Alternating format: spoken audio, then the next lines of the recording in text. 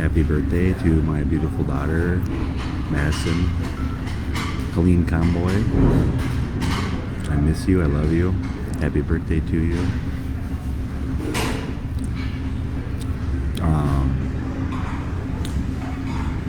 going to go over to my website here. I'm sharing my screen.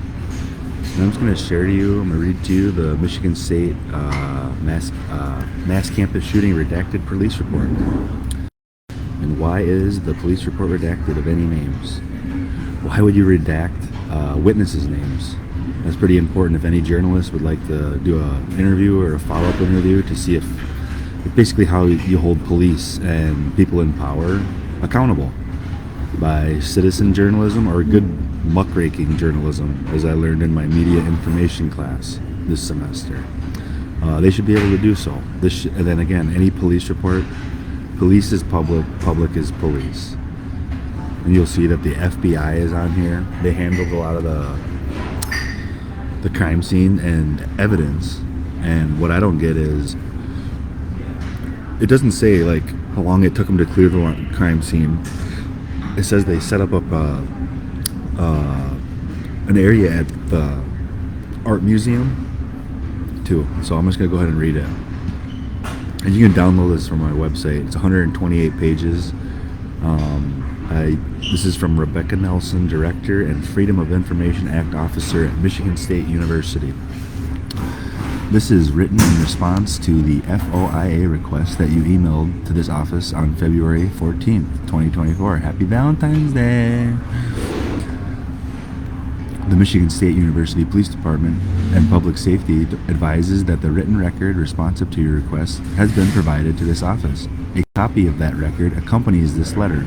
The names of certain victims and witnesses, personal telephone numbers, home addresses, driver's license information, individuals' date of birth and ages, personal email address, serial numbers, and personal data have been redacted pursuant to one more of the sections of sections 13(1)A, B, III, and D of the Michigan Freedom Information Act, MIFOIA.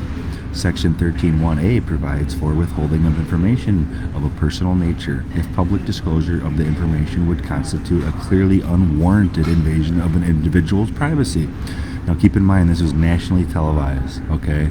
They talked about the victims' names, they've talked about them in the newspaper, like it's been public information, so keep that in mind, okay? They constitute an unwarranted invasion of personal privacy.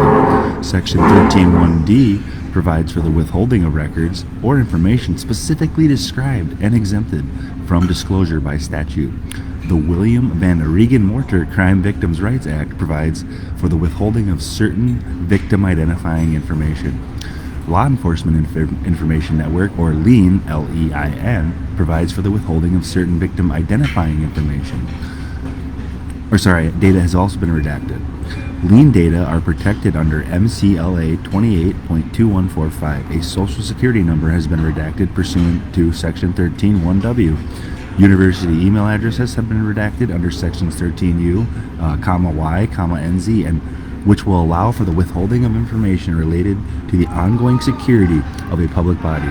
No fee will be assessed for this processing of your request. With regard to questions you pose, please be advised that the MIFOIA serves as an avenue through which existing records may be sought rather than a question-answer forum. I think I have to look at my email, but I think I just asked, do they have a comment on why you refused to release the police report numbers? I'll have to go look at my email I sent them. But that was the gist of it. They didn't want to give me, when I called the police station, this is why I had a request to FOIA, they didn't give me a police report number. A student answered the phone and said that they're not allowed to give out police report numbers, which is false. Further, if the MIFOIA does not require a public body to create a record in order to fulfill a request. Now this is where it gets interesting. The MIFOIA provides that when a public body denies all or a portion of a request, which they did here because they redacted it, the requester may do one of the following. 1. Submit an appeal of the determination to the head of the public body. Or 2. Commence a civil action in the Court of Claims to compel the public body's disclosure of records. If you wish to seek judicial review, let's probably turn this up, of any denial, you must do so within 180 days of this letter, which I will be doing. If the Court of Claims orders disclosures of all or portion of the public records to which you have been denied access, you may receive attorney's fees and, in certain circumstances, damages, which I'll be collecting under MIFOIA. Should you choose to file an appeal with the university regarding this response to your request, you must submit a written communication to this office expressly stating that it is an appeal of this response. In your appeal, please state what records you believe should have been disclosed to you. You must also state the reasons you believe any denial of your MIFOIA request should be reversed. So I requested body cam and dash cam footage, okay, which they released to the public, okay? They didn't charge the public because they played it on the news channels. So they never charged the public a fee for this, so I'll collect damages on that.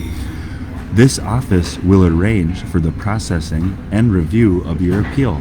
Pursuant to Section 4-4 of the MIFOIA, the university's procedures and guidelines for processing MIFOIA requests can be found at this website. Okay, with regard to MSU body cam and dash cam video recordings potentially responsive to your requests, based upon our preliminary inquiries, we anticipate that significant labor, it's literally just going into their computer system and pulling the dates, okay, and then you download it and you put it on a thumb drive. Show you that. Fees will be waived since failure, they don't have to go watch and copy like 1,000 VHS tapes, you know what I mean? It's all digital. Fees will not be waived since failure to charge same. Here's where I don't get it. Fees will not be waived since failure to charge same would result in unreasonably high costs to the university. That doesn't make sense. Moreover, given the nature of the videos you seek, substantial withholdings are likely to be under the provisions of the she says likely, not are. Okay. Fees incurred would be assessed to you regardless of the extent of those withholdings. If you wish to pursue body cam and dash cam video upon receiving written confirmation from you, this office will provide you an estimate of the fees likely to be incurred and notify you of any deposit required to proceed. Attachment, okay, then you can go look at my website. But what I found very interesting, okay, see if I can get to the back of it here.